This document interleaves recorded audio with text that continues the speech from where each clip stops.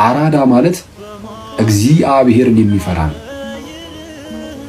አራዳ ማለት የሚያስቀድስ፣ አራዳ ማለት እግዚአብሔርን የሚፈራ፣ አራዳ የእግዚአብሔር ፍቅር በልብ ውስጥ ያለ። ሊሳሳት ይችላል፣ ኃጢአት ሊያደርግ ሊበድል ይችላል። ግን ሰዎችን ማለት የሆነ ኢንቴንሽናሊ ወይም የሆነ ኢል ኢንቴንሽን በሆኑ ሰዎች ላይ የማይሄድ እንደዛ በክፋት በምናምን በቃ ሳያውቅ ሊሳሳት ይችላል። ግን መለስ የሚል ሲያጠፋ ይቅርታ የሚጠይቅ ኃጢአት ሰርቶ ቢችል የዛኑ ሰዓት ወይ በማግስቱ ምናምን ቶሎ ወደ ንስሐ አባቱ የሚሮጥ ወደ እግዚአብሔር አምላክ የሚሮጥ አራዳ እንደዛ ነው። አሁን ዓለም ላይም አሁን አንዳንድ ጊዜ በጣም ኃጢአተኛ የሆነ መንደር ላይ ሄደ ነው ይህንን ኃጢአት አላደርግም ካልክ እንደ ፋራ እየታየ ልትገለል ትችላለህ አይደለ? ለካ ሲጣራ አራዳው አንተ ለጌታ አይደል?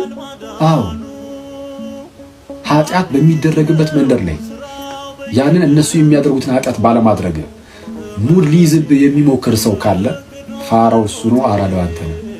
አላመንከኝም? ጌታ ኢየሱስ ሲመጣ ታምነኛለህ።